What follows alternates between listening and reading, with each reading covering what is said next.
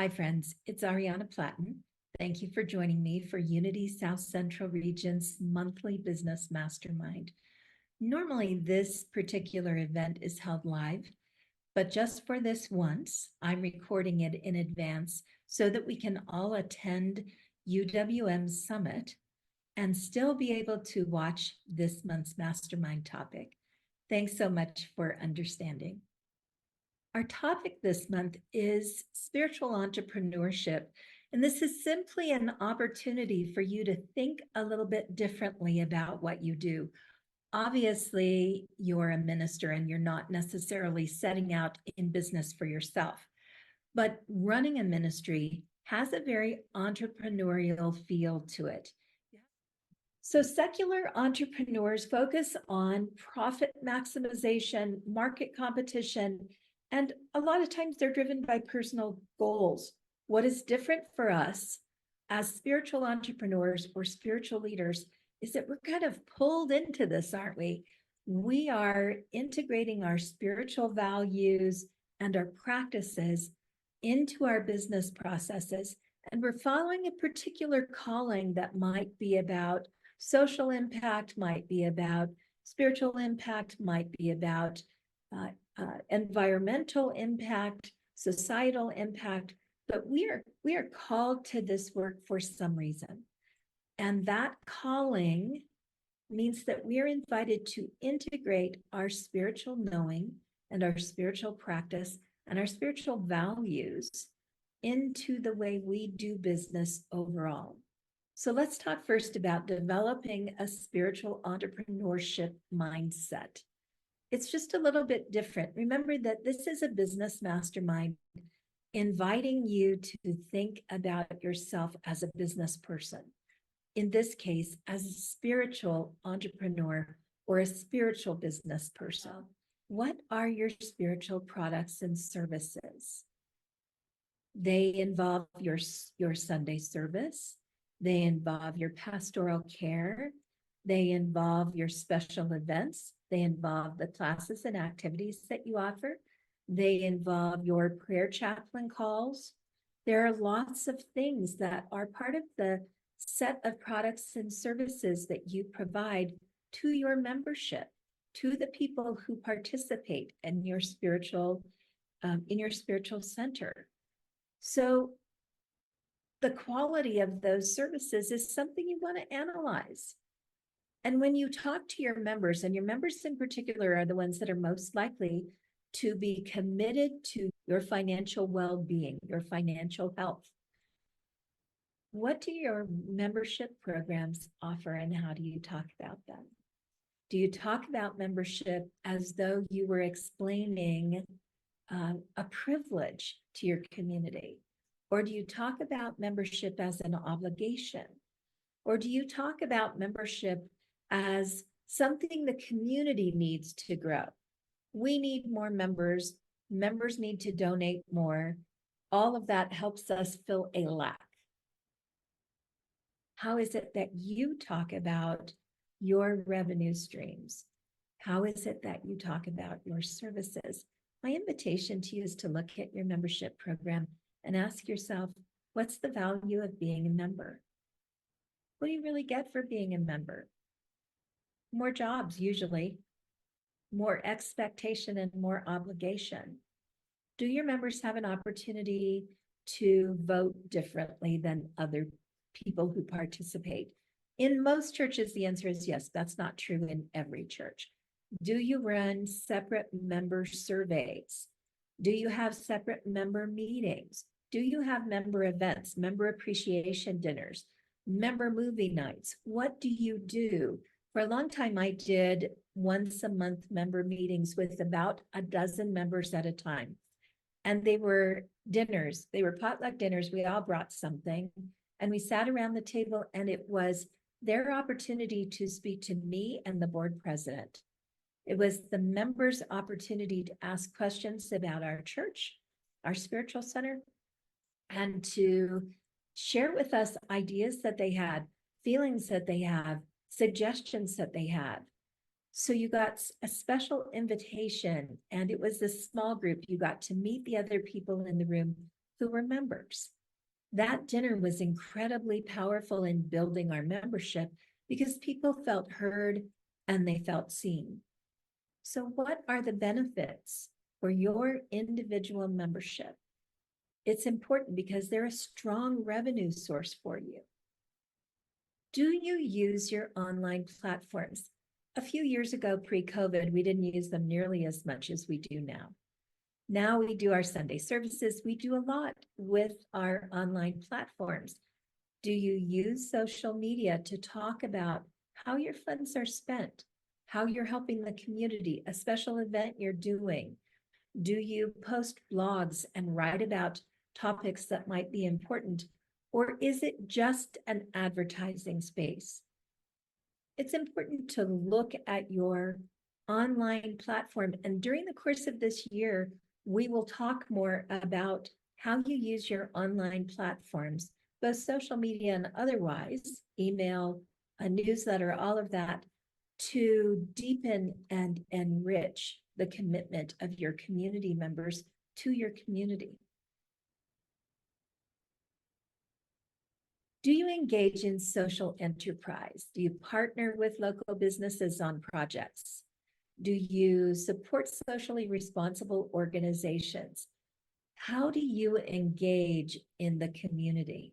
My son does a barber event at the beginning of school, and they cut hair for free for any child who needs a haircut that can get themselves in the door between about 10 in the morning and about 6 at night. Their whole team usually cuts about 300 heads of hair for kids, just school kids. That's all they do.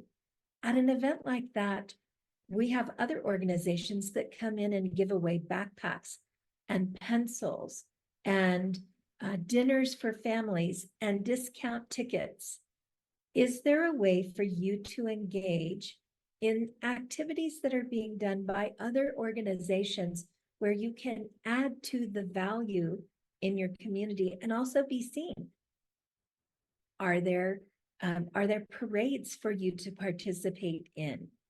Are there public gatherings that you could have a booth at? Are you engaged in pride activities? It's really important for you to ask yourself how you get out on the street, how you bring people back into your community by sharing with them what they're missing by not being there. You can do all kinds of fundraising events in your building, but you're likely to see only the people who come into your building anyway. So look for ways to get out into the community to support socially responsible organizations, whether they're nonprofit or for-profit, and to align yourself in a way that supports the community so that they can see that you are more than an inward-facing organization, that you are an outward-facing organization that is an asset to the community and worthy of their support. How do we enhance donor engagement and stewardship? We don't think about our people as donors. We think about them as members, but they are donors. And we are, when it comes to people judging how they're going to spend their money, other organizations are thinking of them as donors, and they are courting their donation. They're proving who they are. They're inviting them to dinners where they can see the good work that's being done. Dinners, breakfasts, whatever it is. They're sending out beautiful, nice documents with reports about what's been accomplished during the course of a year. They have ongoing personal communication, and they host donor appreciation events. What do you do to honor and enhance your donors, to enhance their engagement and to honor their commitment to supporting you? How do you listen to them? What do you offer them? What do you do really for them? I know that I'm saying this again, but it's the question that you have to come back to over and over again, because people are being solicited for donor contributions from everyone from people who are in war and need contribution of clothing and money to take care of immigrants, and those who've been displaced, to the United Way, who is trying to do their great work. There are so many different ways for people to give their money. Why would they give it to your spiritual center rather than to someone else? If I have a certain amount of money to give away, a larger amount of money, I want to know that the people I give it to, the organization I give it to, is going to do something pretty spectacular with it. So even when it comes to your church, how do you talk about your church? What do you do in your church that changes the world? The work that you do in your spiritual center helps people to have the coping mechanisms they need to navigate a very difficult world. Sometimes that happens in pastoral care. Sometimes it happens by team involvement and a resurgence of hope that people get from being on a team and making a difference. Sometimes it happens because of a class someone took. Sometimes it happens because you happen to be the AA host or host some kind of social organization that treats a particular problem, a grief program, for example. Sometimes it happens because people attend on Sunday and they pick up tools that they can use that make a difference. Are you able to talk about that? Can you comfortably speak about all the really important things that you're doing?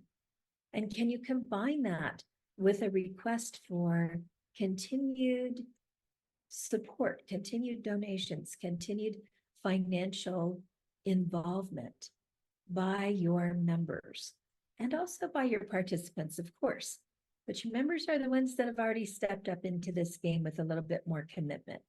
So we want to be sure that they understand how the money is being used and what good is coming from it, how it is that we make a difference. Your appreciation events for your donors makes all the difference in the world. A nice appreciation dinner that they can come to all together, where you give them a report on what you've done over the past year. Lovely, lovely events that help your donors to feel like they are making a difference. There's a difference also between a donor dinner and a volunteer dinner. You don't have to give any money to volunteer. That's a very special thing that you do. Your volunteering makes a difference. A lot of us do volunteer dinners, but I'm talking about a donor dinner where we give real focus to how the money that comes into the community changes, benefits, and enhances our community and the community that is living around us, the community that we are in service to, that is not just our inward membership, but is the outward community where our spiritual centers are planted. And finally, do you leverage technology for growth? Do you really use crowdfunding and social media towards purpose-driven fundraising? Do you really talk freely about money and what can happen as money is gained in your spiritual community? We're not likely to go out and buy something trivial in our spiritual communities. Our money is spent very wisely and very carefully for things that can make a difference. Perhaps you want to improve your sound system. Perhaps you want to pay for a person who could come in and use sign language to communicate. Perhaps you want to improve your fellowship area. Or maybe you want to have food available on the weekends. Maybe you want to raise funds so that people who come to church who might not have food, who are experiencing food shortages, can count on one good solid meal on a Sunday. Whatever it is that you're doing, talking about that online is important. Not only does it encourage people to continue to support you, but it also invites other people in. Pictures make a big difference, visuals, interviews with people. If someone is willing to say, thank you, you helped me in this way. I love coming here on Sunday. Not only do I get a good meal, but I really get an opportunity to connect with people I love. I feel cared about here. Whatever it is that you're doing, your fundraising is tied to that. Your fundraising requires you to step in and tell your story, and you can do that on social media. So as As spiritual entrepreneurs, as spiritual business people, as spiritual business leaders in our community, we have to know what our message is. We have to know what we're called to do. We have to know how to get our message out. We have to know what the benefit is of being financially prosperous in our community. What really happens? And a lot of times, what we're really talking about is our fear that we're not going to be able to meet our needs. So, I want to say this to you. If you are, as a spiritual community, living beyond your means, then as a spiritual entrepreneur, you have to cut back your expenses. You have to look at your budget and figure out where you can make cuts until things increase, until your prosperity increases. And interestingly, when you do that, people will be uncomfortable about it. They won't be getting the same services. For example, maybe they won't be getting food that the church provides on Sunday. Maybe the only way that there's food on Sunday is if volunteers bring food to share. If they're used to you providing something, they'll be uncomfortable. Maybe you'll have to cut back on staff and ask volunteers to do more cleaning or to step up and fill in for someone who's on vacation. And you may hear a little bit from them about how it didn't used to be this way. Discomfort is an important part of the process of helping people understand what your needs are. So if you're saving your community from discomfort and not letting them experience it, and instead you're overworking your staff and overworking yourself, you are doing your community a disservice. As a spiritual business leader, you are not allowing them to experience the impact of the choices they're making in the same regard that they would experience the impact if they were making greater donations. You have to be careful with your language around this, because you don't want to say, well, yeah, there's no food because you're not giving any money. It's not comfortable if you say that. But you can say, we would love nothing more than to be able to do more for the community. We just need to work on our financial management processes and our donation levels. I'd love to talk to you more about ways that you could give into this particular area where you'd like to see improvement. Would you like to have that conversation? It's a gracious delivery. It's not a delivery of you're doing something wrong. It's a delivery of choice. We are making choices about how we use our money. Every one of us as people are making choices about how we use our money. And we have to do it in a way that feels right for us. Some of us will choose to support United Care. Some of us will choose to support someone else. Mark and I have a young man who is a refugee in Uganda who we support, who we're putting through college right now. That affects where we give our money. Everyone has that. So if you can tie together what you're delivering with the money that's coming in, people begin to see the value of providing more financial support to your community. When we get together in the third week, on the third Wednesday of this month, we're going to talk about how you can tie your message, the message of what you're accomplishing, to your fundraising. How you can do it on a Sunday morning. How you can come in and say, thank you so much. Here's how you can donate. And here's what we did last week. Here's what we've done for the last month. Here's how we're going to use your money to make the world a better place. And thank you so very much for what you donate. The old cliche about the fact that you get more with sugar than you do with vinegar is so true here. When people are treated as though they're generous, they tend to step into generosity. So I want to invite you to find a way of saying to people, thank you for your generous contributions. We know there's a lot you could do with your money. And whatever it is that you give here, we do our best to use it to do good in the world. So I want to thank you for how you generously support us. One of the interesting things about working with the community is adjusting its mindset to understand how it's being positioned. If someone new comes in and they hear a message about how generous the community is, they're likely to understand that the expectation is that you will be a generous participant. If you've been there for a really long time, you want to believe that you have a generous community you're participating in. As we explain to people our gratitude for their generosity, they begin to think about their generosity, and their generosity will grow. I look forward to talking to you more about this. I hope those of you who were in the summit today had a wonderful time in the meeting. I hope it was productive. I will have been there by the time you see this. I will have been there myself. Thank you so much for being willing to allow me to provide this in a recorded form so that I myself could attend the summit. And I look forward to seeing you all on the third Wednesday of the month at 11 o'clock Mountain Time.